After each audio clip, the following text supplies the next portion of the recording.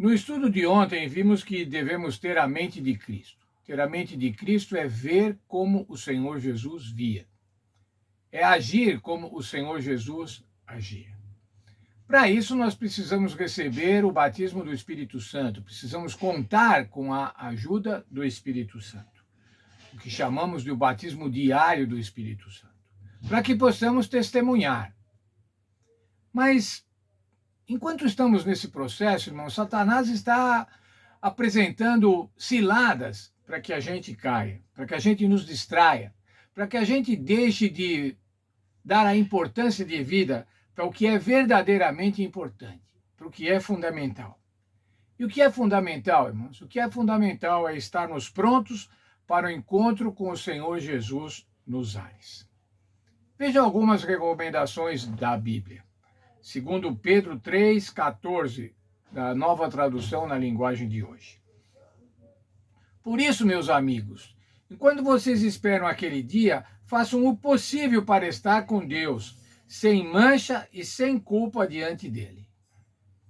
Vejam, irmãos, aqui primeiro Pedro está reconhecendo o seguinte: é impossível você ficar sem mancha e sem culpa diante de Deus.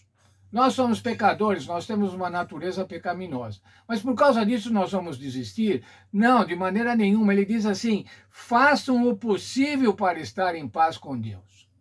Isso quer dizer, irmãos, que na força do Espírito Santo, na força do Senhor Jesus, nós devemos nos esforçar também para ter paz com Deus. Na primeira carta de João, capítulo 3, versos 1 a 3, nós encontramos o seguinte: nós somos filhos de Deus, mas ainda não se manifestou o que devemos ser, o que havemos de ser.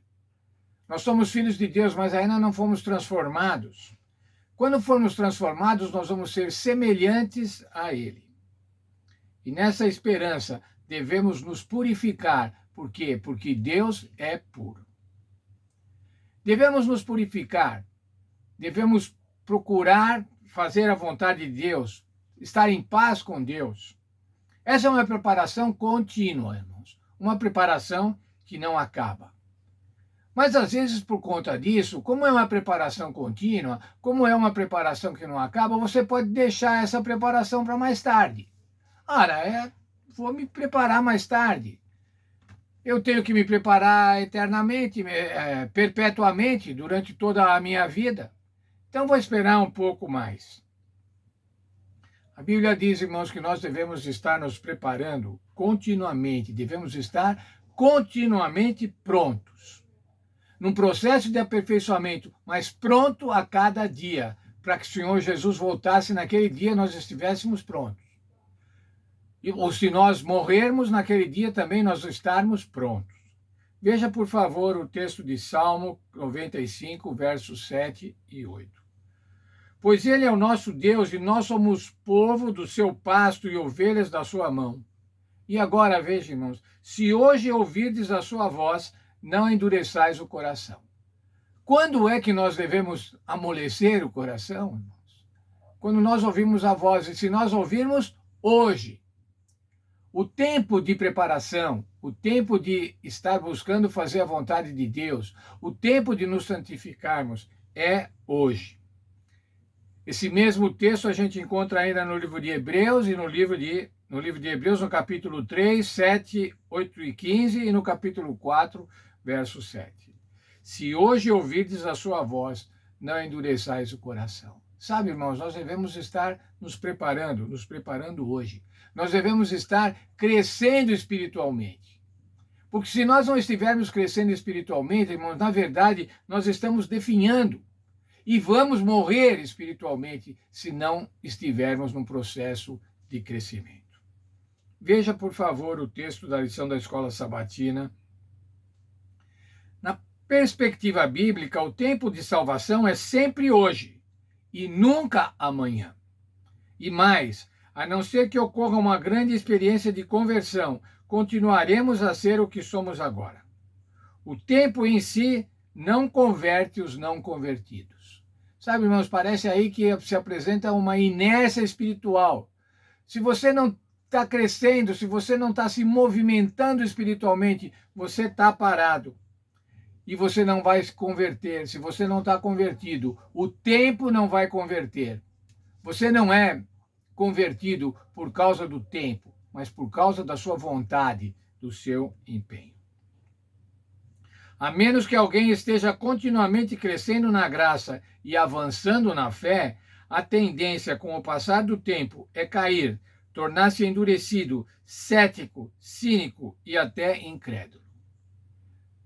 Esses são os riscos, irmãos, de não crescer espiritualmente, de não buscar o crescimento espiritual. É se tornar incrédulo, é se tornar cético, é cínico. Ter uma religião formal apenas, não uma religião verdadeira. A partir dessa perspectiva, podemos dizer que cada dia de nossa vida é nossa vida em miniatura. Então, pela graça de Deus, devemos planejar o futuro e, ao mesmo tempo, viver cada dia prontos para o retorno de Jesus.